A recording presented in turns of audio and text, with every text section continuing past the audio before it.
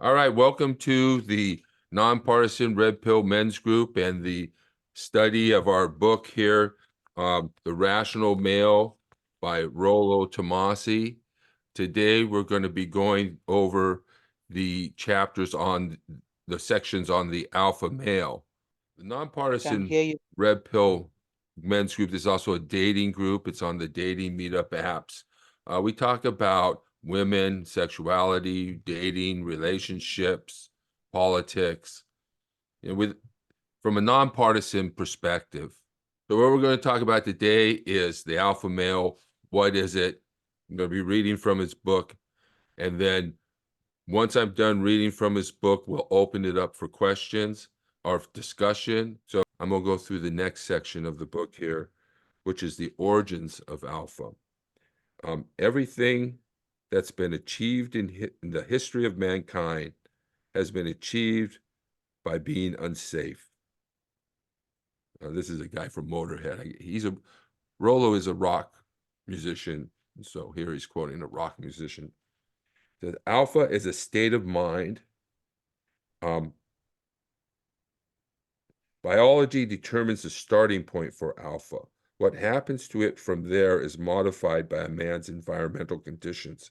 Alpha energy, for lack of a better term, is to varying degrees part of a male human's biologically determined starting package. From there, though, social feedback, it's either refined and developed by his upbringing or culturalization and social affirming, or it's repressed, constrained, and mitigated by a social environment.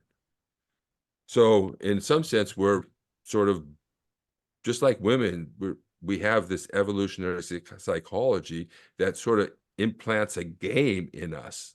Um, and so, so we begin to behave in ways that we're not really conscious of. And um, so we have that as our basic starting point to be alpha. Like I said, there's sometimes it's antisocial traits though. It says alpha behavior and consequently facility with women comes as a set of modeled behaviors based upon trial and error. So if we were forced to agree on what is natural, it would be a man who's a prodigy of sex, someone who gets laid way above other men with no formal instruction in game. And so he's mindful and aware of what he's doing, but he's learning by um, trial and error. He understands the mechanism behind trial. And everyone has game to a varying degree. Every man you know has some concept of behaviors and mental attitudes he believes will best help him arrive at sexual intimacy with a woman. That's game. That's all game is. It's not some psychological manipulating tricks that we play on women to convince them to have sex with us against their will. Oh, it's just the strategies that we believe are used to meet women. That's a lot of what game is. So I guess there's a learning process that goes on by trial and error. And then he starts to go into, what is he talking about here? Learned alpha. He says, feminization from a behavioral psychology perspective is nothing less than a socialized effort in deliberate behavioral modification of men's natural drives and predilection to better fit the feminine imperative. So this idea that men are toxic and that we should become more sensitive, and maybe there's some truth to that, for us to become whole um, people. But the feminine imperative is that in selectivity, the ability to select men for genes and provisioning. And the female imperative is childbirth and raising children and finding the best genes. So I think that's what he's talking about here. So, but I don't think this really better fits the fair. That wouldn't be it. because the feminine wants masculine men. They want that. That serves, that's what they end up seeking. So, and then he talks about the contextual alpha, which is what I just said a little while ago.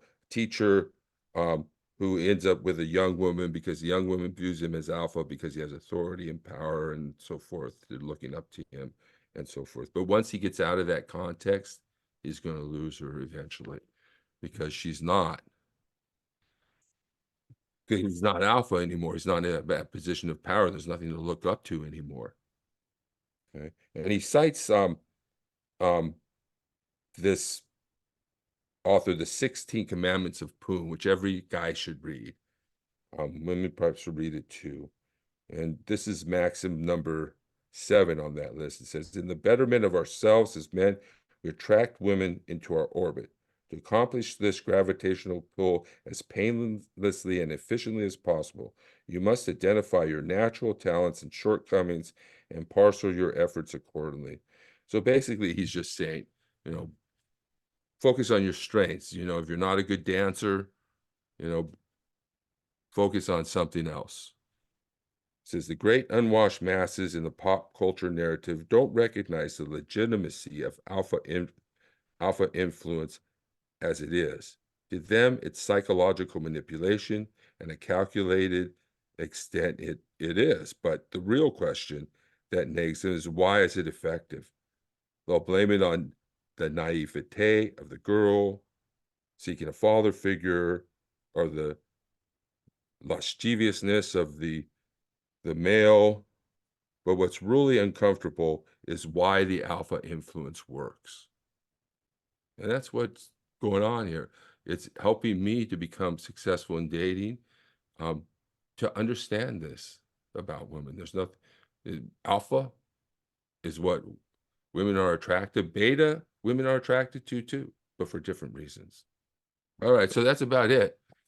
So let's open it up for more questions and let's get some people up here. We got a lot of people here. See, we got some questions in it. Thank you. Thank you, Everdeen. Okay. So if anybody has any questions or comments or something that's sticking in their crawl that they want to say, you know, this alpha is a bullshit, um, open it up. I mean, we're here for discussion. So if you're ready for if you have any comments, I'd like to get you guys some of your opinions. I'll talk until you guys come up with some questions. But basically, I think we need to men sometimes, you know, we need to just have that alpha fuck attitude. Don't spill. I have a problem spilling the beans too early, you know, to a woman. They want to have this long-term relationship. I met a guy. I went to the speed dating event. Met a guy. He was like 70, you know, or 80. He was in that range. He's saying he's going to these cruises, these 2-week cruises. He's getting a lot of action. And my impression was, you know, that nobody wants a 70-year-old man, that women want younger men nowadays. But he's got a lot of money, so, you know, and he's still in good shape, still sharp for an older man. So, but he said one thing that was really interesting because he's been married, I haven't. And he said that this idea, oh, that women want this guy who's going to be there for the rest of his life, for the rest of their life. They're going to go off into the sunset together. You know, they're going to be there for one another. And he said, it's bullshit. Isn't that the promise you made to your ex-husband? And so that sort of attitude, you know, really, you know, struck me, hey, you know, maybe that's an alpha attitude. That is the promise that women made. And then I'm getting this, well, and they get a little more honesty, I guess, answer. They tell me, well, you know, it can last, it cannot last. You know, things come to an end. You know, you never know when you go into a relationship. That's like BS, you know, you make a commitment, you make a commitment, you know. Yeah, things can go south from there, but it's just telling you that basically the commitment really isn't there. It's like, well, just be exclusive with me, and things can break up, but that's just the way it is, you know. But there is no real commitment there, not for long-term commitment at least. So it's just exclusivity for the time being. But yeah. So come on, somebody got any questions, any comments? You're welcome. You're welcome, Veronica. You're welcome, everybody. So yeah.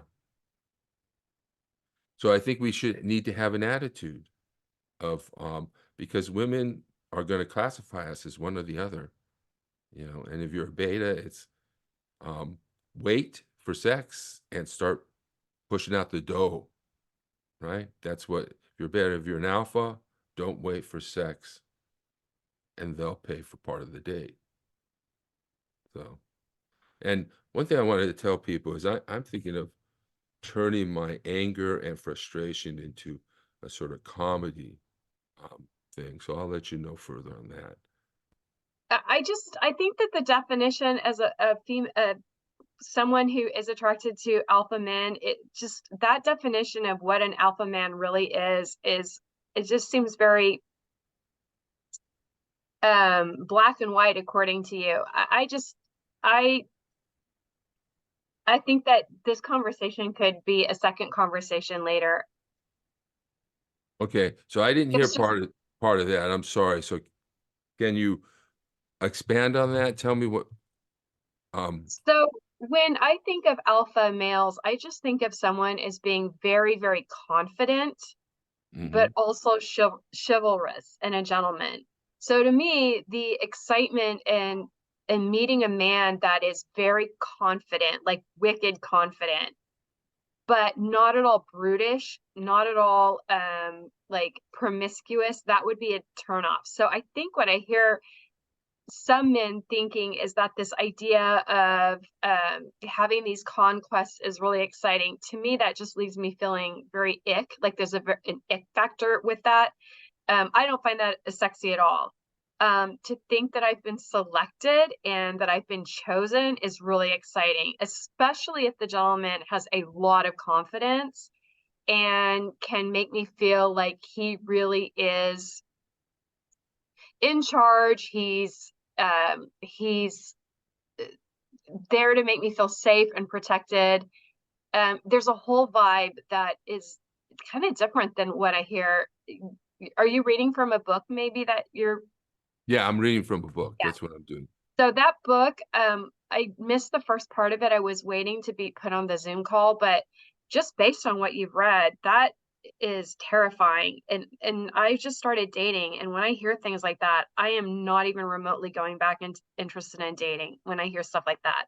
I've been single for 7 years and just really excited about the prospect of meeting an alpha to date. But when I hear things like that, it makes me very uncomfortable and really cold and not excited at all. So that's just where I'm coming from. Okay, so yeah, I think what he's talking about here is two different types of people can be alpha. What he's saying is that alpha does not necessarily correspond to that ethical, chivalrous type of um, relationship, right? That a guy who's a scoundrel like Genghis Khan or can be an alpha, and also a guy who is chivalrous, like you described, is an alpha too. That it's more about the energy, like you said, the confidence, very confident, you know, that can come not just in forms of an a ethical good guy, but that confidence also comes in narcissists, it also comes in antisocial personality disorders. So um so that's kind of what he's saying, that just like women would say there are good women and there are bad women, and they will always say they're the good woman. Um, there are good alphas and bad alphas, and it's going to be the woman's choice to decide, you know, how she's going to approach it. I mean, obviously the conquest, quote unquote, the multiple sex is not something he's saying because that's what we want to do. That's not why he's saying that. What he's saying is that that is the inevitable result. You know, it's not that men are trying to have sex with a lot of women, although they may be. He's saying that alphaness creates that women have sex with alphas. That will, you know, so that generates, and that's sort of proven by the data on dating apps that 1% of the men are getting all the actions, 20% might get some action, and the rest are getting Yeah, but nothing. where's the data to support that? I mean, I wouldn't imagine that men on dating apps are necessarily being truthful about if they're getting any action or not getting any action. I don't think that they have any like periodic surveys to say that, you know, if you're alpha or what is the other I mean, I just you know, I'd like to see the study or the data to support that. I don't think that people are going to be generally truthful when it comes to something like that, and I don't think they're being interviewed. I don't know. I just when I hear that what you've read, it terrifies me that that is how some men think, and it makes me that much more like resolved, and it's I don't think it's in the welfare of anyone to date anymore after a certain age. Like there's no like after 50 or 55, I'm 55. Um yeah, it's just that just sounds awful. I just can't even believe that I signed up for this and I had to hear that. Like this author is he really probably does believe himself, and there's probably a lot of men out there that think they have to be jerks and that either women or whores or virgins or think they're whores and virgins, and that in order to be you know, getting some that you have to be a certain way. I don't know. I just think that people are more complicated than that, and um that book was, you know, probably purchased by angry men. That's the feeling I get. um Well, well, I can tell you that these are academic research studies. The stuff from came from the dating apps who have conducted their own research on that, and the stuff Jerry Buss, I think it's Jerry Buss or I forget his name, but his name's Buss. You know, they're doing evolutionary psychology. They're doing studies. They're determining what works, what doesn't work. But it's not so much that; it's from an evolutionary psychology standpoint, all the things that you described as you wanting from a man, those are all in there. You know, those are okay. all right, alpha traits, right? Those are all what's in there. So that there are some men that are trying to get a lot of women or whatever, you know, you shouldn't be afraid of that because basically, a lot of, I don't know, there's a lot of negativity about men. So don't let the idea that men are trying to be men turn you to thinking, oh, how horrible men are. Because, you know, men are trying to be just trying to be, because women want men to be men. Just like you said, I want a man who's chivalrous. That's not a feminist attitude. That's a traditionalist attitude. So we're not leading us towards a feminist future, towards a future of equality. We're leading us towards a traditional relationship and a traditional family environment. So, um, so I don't think I think you take that idea that men are out there just trying to have sex with a bunch of women and Oh, I don't think that that at all. I right. mean, that's the thing is like based on what I've seen and experienced, that's not how I feel at all. In fact, you know, it just, I just would just the what you've some of the things that have been said, I just feel like I hope a lot of men take it for granted and they can do more analysis beyond just those basic statements because I don't feel like that is the case, but I do feel like that there are a lot of men that might feel those ways, and yeah, I'm not excited by that. Well, the statistics show that women respond to these alpha traits. These are the studies. that are done in academia. So it's not like this is false information. I think some of the information is that this is what works, and it would be um, kind of unfair, and it is unfair to characterize men in a way for doing something that works Well, because no, of I don't think that, I guess what I'm trying to argue is that based on what I've heard from that book, that um that may work for some men, but I don't think it would work for all men. And I don't necessarily think that, I mean, and I certainly believe it worked for some women, but I don't think it would work for all women. I think people are just too complicated. So, there are just multi levels to the personality. And if that were the case, if that book were true, then everyone would be reading it and everyone would be getting, this like all the men would be reading it and getting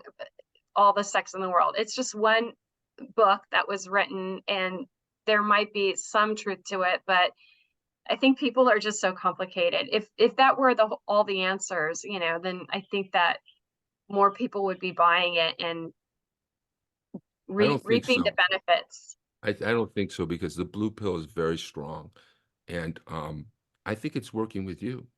You just mentioned a whole bunch of alpha traits as what you want. So how can you say that men being alpha is not what you want? You just listed a whole bunch of alpha traits, you know? Yeah. Well, So, I think I'd have to read the book from cover to cover then. well, you might have to, but also there's academics like this guy Buss, and I want to look up his actual name. His name is David Buss. David Buss. He's a psychologist at the University of Texas, researching human sex differences in mate selection. So I think that would be a good place for you to start your research on. And somebody asked me about that in the chat, which is Ron. Yeah, to start your research there, and and then start to see what's actually, you know, um, happening there, because it's actually academic research. It's not necessarily just some guy writing a book, although he's relying on that. That's a lot of what he's coming out with. And nobody's saying that you should be, in fact, he specifically says he does not condone those behaviors, and nobody's condoning those types of behaviors. He's just using them as extreme examples of what it means to be an alpha, so that we can see that alpha is not just a set of traits or a demographic, but it's a mental attitude of confidence, just like Veronica. That maybe chivalry. I don't think chivalry fits it with alpha. Well, Veronica, that may be true. We might be able to find some research that supports people's beliefs, but I think you're going to need to find that research to support your own. I'm sure there's articles out there with people in authority that you can pull on to argue for the blue pill type of thing. But the fact is, all the traits you listed were alpha. So there isn't any real conflict here about whether these alpha traits work or not, or whether they're desirable. The blue pill is the matrix, like in the movie The Matrix. It's the social conditioning, the female created social constructs, ideas that our mothers taught us that are all wrong about how women are and what they desire, and all of that, and how men are. I mean, women have these false narratives too. Um, I'm trying to think of one as an example of it, of blue pilled. Well, here's an example of a blue pilled idea that a woman will love you for who a man for who he is. Now, all men, we have an idealistic view of love, and women have what is, I guess, the best way of saying it, a consumptive experience of love. Women love men for what we do and what we can do. And men somehow want women to love us for who we are. I mean, after all, we love women for what they look like, and that's their body is a large part of who they are. But um, So, but this idea that women love us for who we are, only your mother loves you for who you are. Women have contingencies on that. And so that would be an example of a blue-pilled type of thinking that is ingrained into us, that causes us to live in states of sexual scarcity, which is again the part of what is being imposed on us by this idea. Oh my God, men are actually dating non-exclusively. Oh my God, men might have more than one girlfriend. You know, not like a woman's not dating multiple men. Not that the woman's not sometimes has multiple boyfriends. Not that the woman isn't going to Vegas and paying Chippendales dancers or sucking stripper cock. It's not. It's none of that. You know, it's the man who someday gets criticized for dating, basically just for dating. If I went on a date Friday night with somebody and went on a date Saturday night with somebody, somehow I'm a scoundrel for it. But if a woman does it, that's just normal. You know, they get asked out on dates and they go, you know. So the implication is I'm having sex with it, which is not true. Obviously, I go on first dates too. And so, you know, so it's there's nothing wrong with a man dating non-exclusively and dating multiple women and looking for that right one. Like I will reserve exclusivity for the woman who makes a marriage-like commitment to me. It's not exclusivity for the time being. It's not exclusivity in exchange for sex. Make a commitment to me long-term. Then like a marriage-like relationship. Maybe if you move in together, that pretty much indicates exclusivity. But before that, you know, there's going to have to be a lot, you know, women can't just get commitment without committing themselves, which is what a lot of women try to do.